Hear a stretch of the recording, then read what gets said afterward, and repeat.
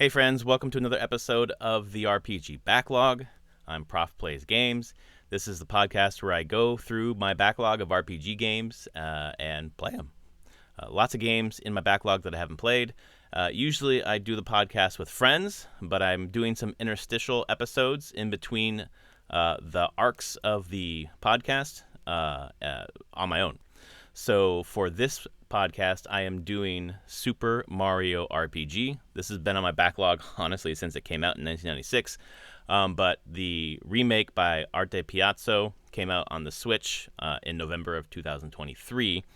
And it's been in my backlog since then. So I played it in the last week and a half, really, with my daughter and had a great time.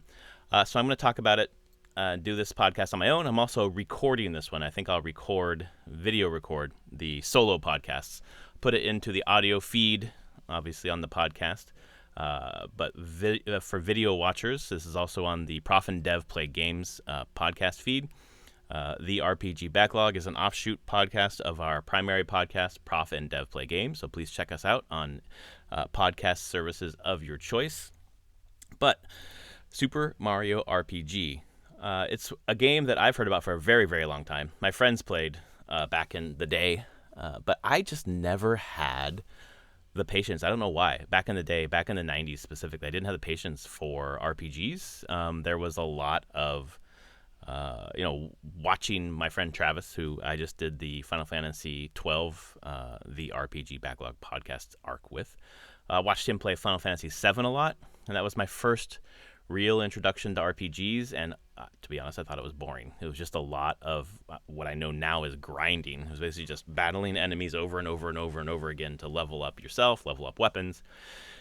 Wasn't a lot of fun for me. Didn't look like a lot of fun, so I just never really got into RPGs. The closest I got was Legend of Zelda Ocarina of Time when it came out in 64. I know it's not really an RPG, but the complexity of the dungeons, my cousin and I would play, and it was just so much, so dense. And the propensity to get lost was so high that I just never really got into RPGs until much later. And it's kind of part of the reason why this podcast exists, because I'm digging into those RPGs that I missed, and one of them is this one.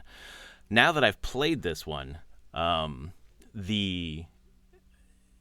it's a very approachable RPG, and that's the thing that I like the most about it, is that it's not too tough, which is maybe a criticism now that I've gotten more into RPGs, is that the boss battles were not too tough.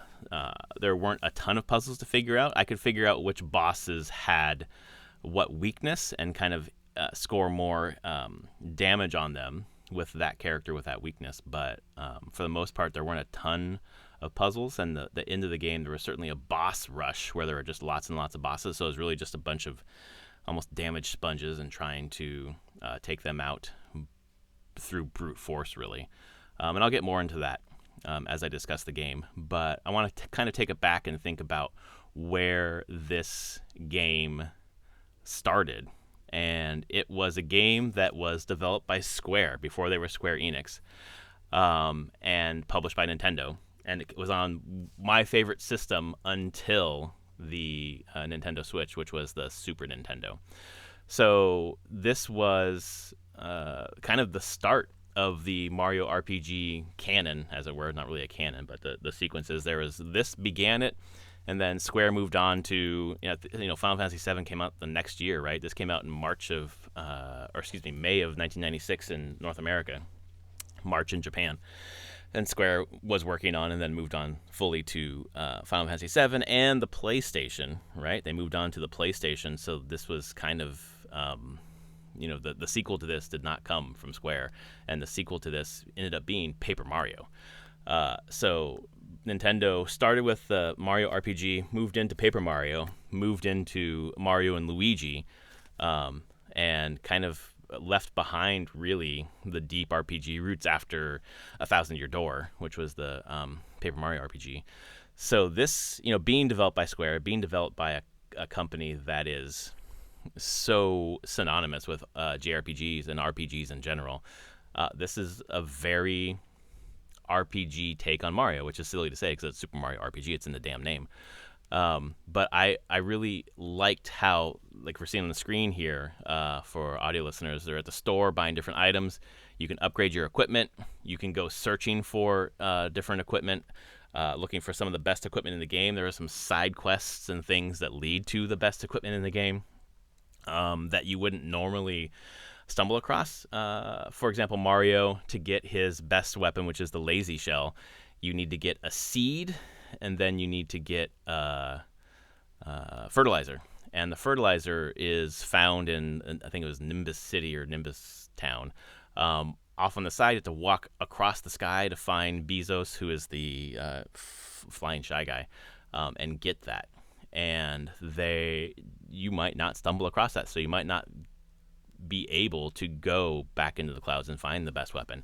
However, for example, at the end level, there is a series of 4 rooms that you need to go through in order to advance the story to get to the final boss. And at the end of 4 of 6 of those are super impressive weapons for the main characters. Not Mario. I don't believe Mario had one there. Maybe there is. I didn't do all 4 of them, but there was upgrade for Bowser, upgrade for Geno. There was an upgrade for, I think, Mallow as well. So that's cool. But then, like, Peach's best weapon, which is a frying pan, was called the metal plate, appears in Moleville much, much, much later in the game, and only if you went back. For the most part, I was just moving forward with the story, moving forward with the different cities and areas and towns, so I didn't backtrack that much. But this game sort of rewards players who do backtrack a little bit with some of that gear, some of those weapons. And Mario's major weapon, for example, you get 2 copies of it, so you can use one as armor. If you give it to Peach, her armor is incredible. She barely gets hit late game. So there's ways to, like, min-max, which is really cool for folks who are really into RPGs. But if you're not, like playing with my daughter's 6, and this is her first RPG, to be honest, that she's played, significant chunks on her own. And significant, I mean, like, levels here or there, or sections here or there, chunks here or there, with me sitting next to her. And it's you having to choose between the attacks, choose between the specials, kind of think through how you're going to approach the battles. But if you don't min-max, you still have a chance to find victory, which is nice for my daughter specifically, because she's not min-maxing. She's trying out to different specials, and it was kind of cool. And I know many people have said this previously, but my daughter is primarily in school is Spanish, so her English reading is behind where her Spanish reading is. So we're taking these opportunities in this game, for example, with a lot of text, a lot of menus, to practice reading, along with many other things that we're doing on the side. And it's just cool to see her expanding her reading skills by playing this game, by reading some of the dialogue and reading the menus and things like that. And her having to choose, like, for example, when an enemy kills one of your party members, Mario goes down, or that's not kills, but knocks out Bowser or Mario or whatever. You have to choose your special skill, comeback. So she has a list of like 7 items, and she has to find the one that says come back. And she struggled at first, and then was able to pick it out. So then she knows come back and how to say that, how to pronounce it, and all that stuff. So it's kind of cool. Just those teeny little bits of reinforcement of her English reading through this game, which has been cool. So been enjoying that. To take it back, this is a party-based RPG. In the end, you can get up to 5 party members. You start with Mario, and then you pick up Mallow, who's this cloud dude. And after that, you get Geno, who's like a spirit who is taken a doll body as its host. That kind of sounds creepy, but it's not creepy in the game. So you have 3 characters, and it's Mario, Mallow, and Geno at the beginning. Eventually, you pick up Bowser. Bowser recruits you as some of his minions to join your party. So you're battling with Bowser, and eventually Peach joins you, which is really cool. Peach, for the most part, is a support role, healer role, typically that archetype for RPGs. Bowser's kind of a crusher or bruiser. Mario's strong as well. Mallow is more support, but does have some elemental attacks, specifically lightning. And then Geno kind of shoots things out of his hands and has lasers and blasts and things like that. So they all have their own strengths. And then there's a meter in the side that builds up to 100% over time. And when you get to 100%, you get to do a special move together. And the trio does a special move. It reminds me, this is silly because this was first, but Synergy in Final Fantasy Rebirth right now, where your characters do special moves together. Here you have 3 characters, and the 3 characters you choose do this a certain special move. Like Bowser, Peach, and Mario do this superstar attack with a shell, where Bowser turns into a shell, jumps up in the air, Mario kicks it, and then Peach throws a star at it, and then it does an AoE effect. Basically, when it hits the ground, it hits all the enemies at the same time. And then there's other combinations where it's Mallow, Peach, and Mario does like a healing rainbow. And the other combinations that do different attacks. Clown car attack with Bowser, Geno, I think, and Mario. So there's just variety. There's variety in how you attack with your special moves, which uses flower power, which is basically mana. So you're doing magic attacks, and then you're doing your regular attacks, and you can get different equip different items to do those attacks. For example, a punch, or you're kicking a shell with Mario, or like I said, Peach has a frying pan. Geno shoots things out of his fingers.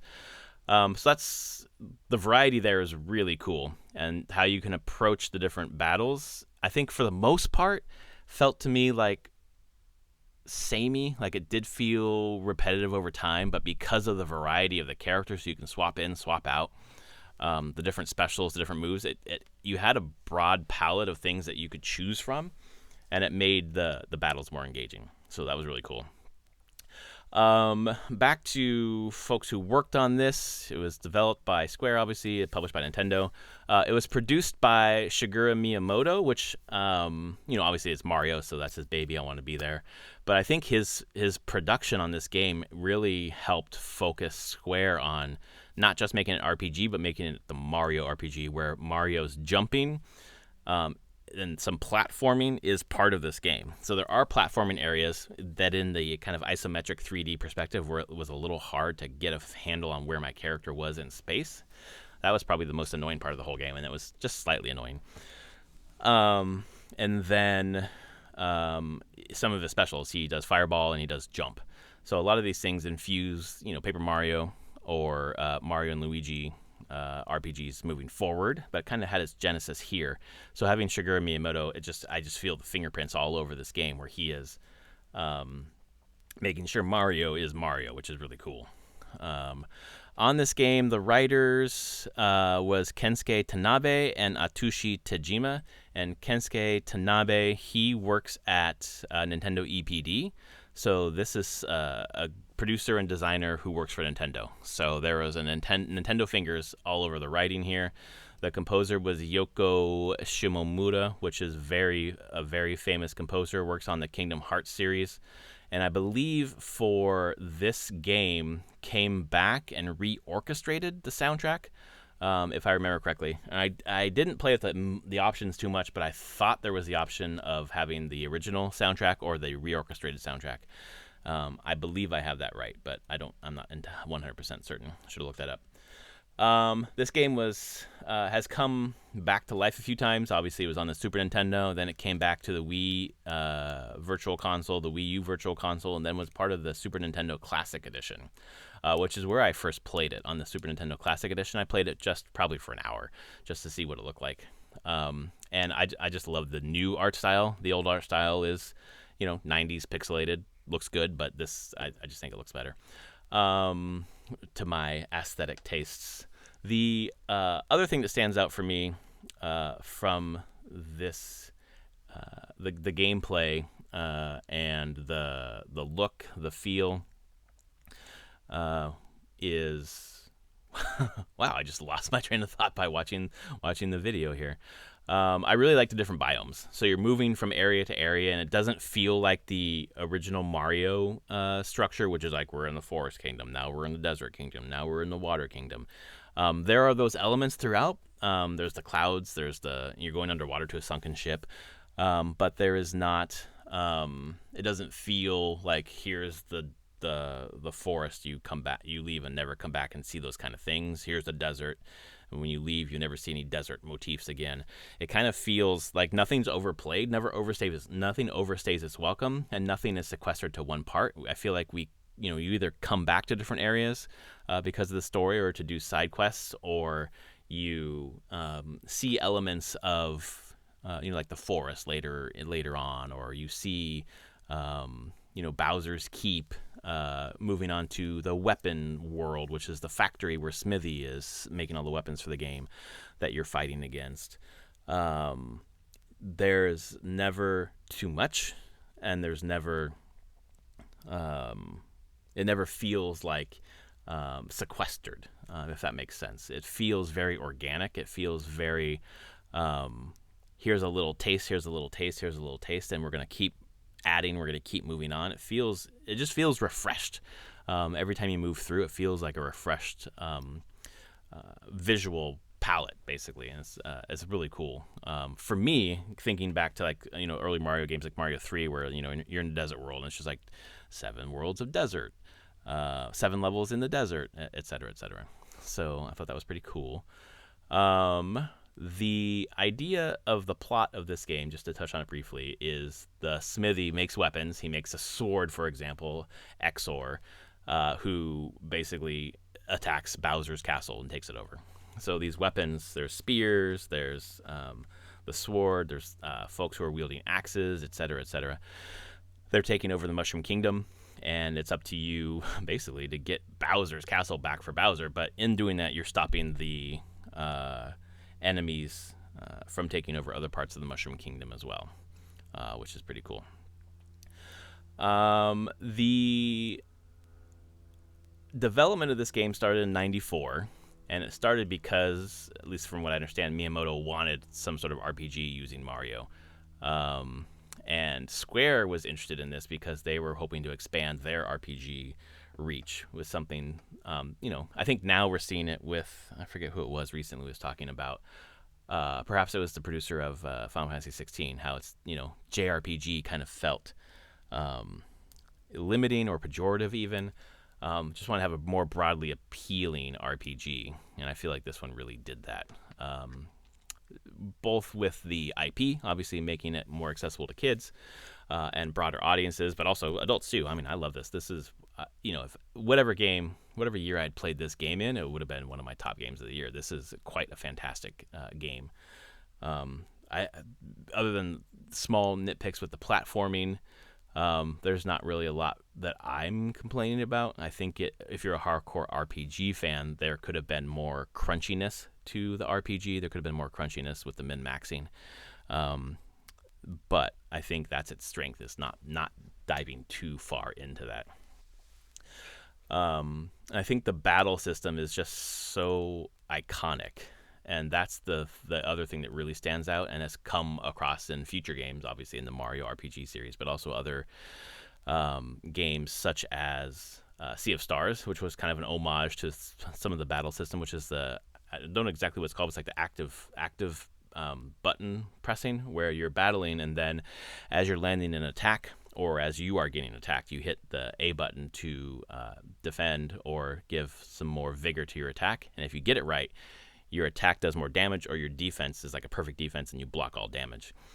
So thinking about turn-based RPGs before this, Final Fantasy VI, Dragon Quest, etc., there wasn't that aspect. You choose your item, you choose your special, you choose your attack, and then it goes. And there's nothing for you to do in the interim other than selecting through the menu. But this keeps you engaged in the battle throughout. You're having to time those button presses. You're having to pay attention as you go. And it's something that's really stuck with my daughter as well, who I didn't expressly tell her beyond the first time, like, this is part of the game that you could do. But then she really was trying to hit those buttons at the right time. And sometimes there's little menu prompts where there's like an exclamation point that pops up that's like really the time to do it.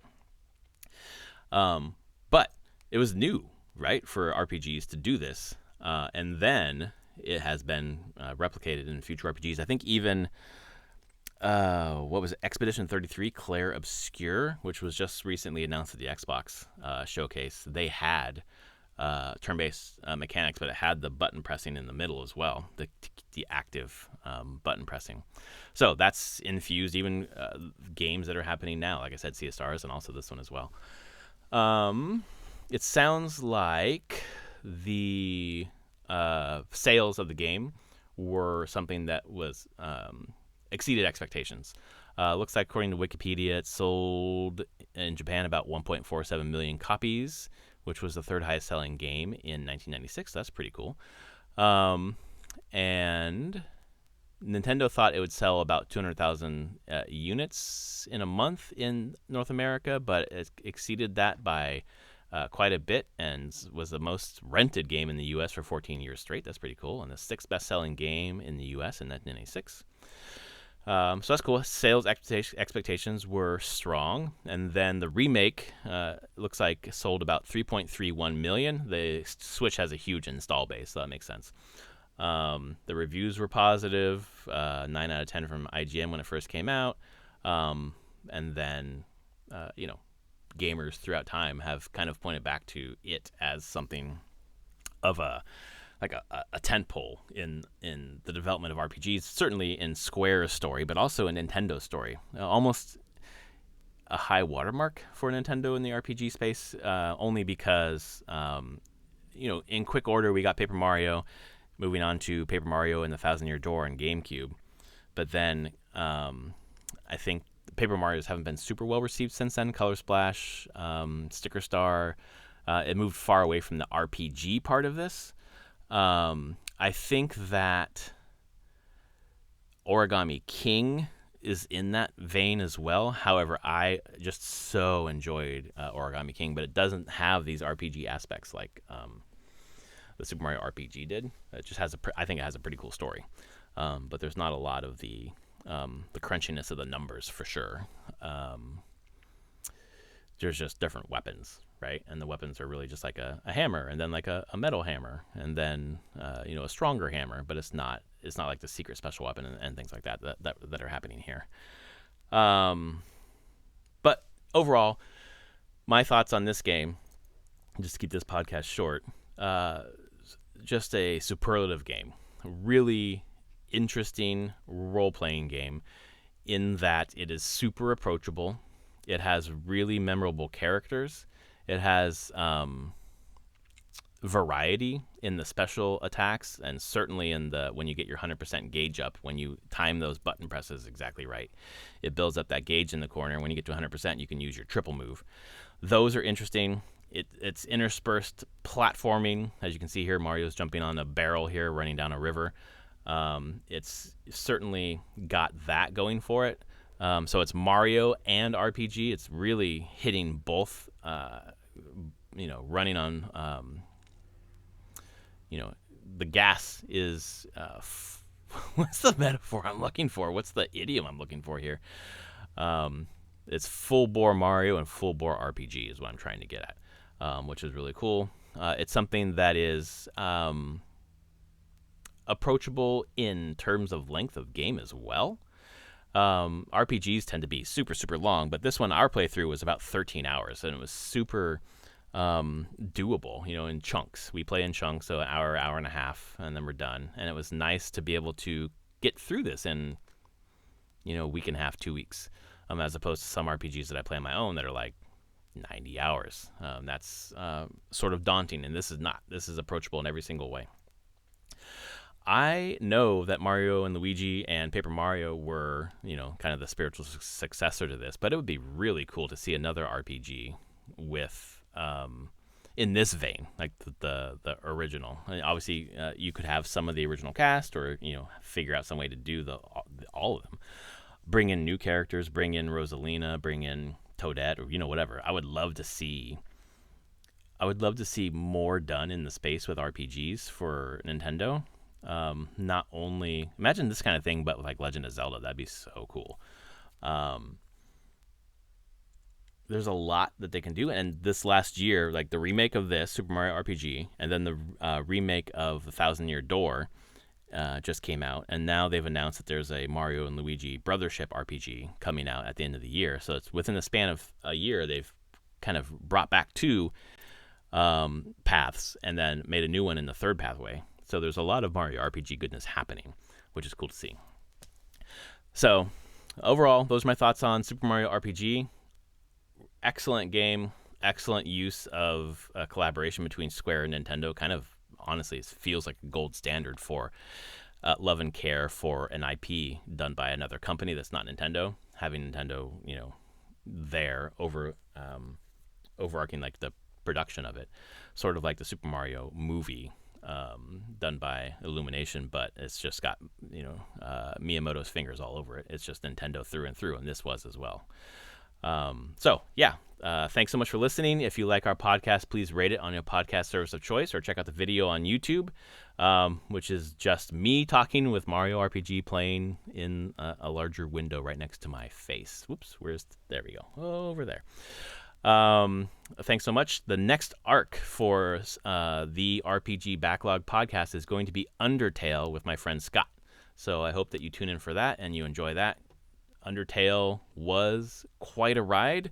I've recorded the entire experience, and it's on my YouTube at ProfPlaysGames, so you can check it out there as well if you're into Undertale. And then those podcasts will start next week. All right, thanks so much, and I will see you next time.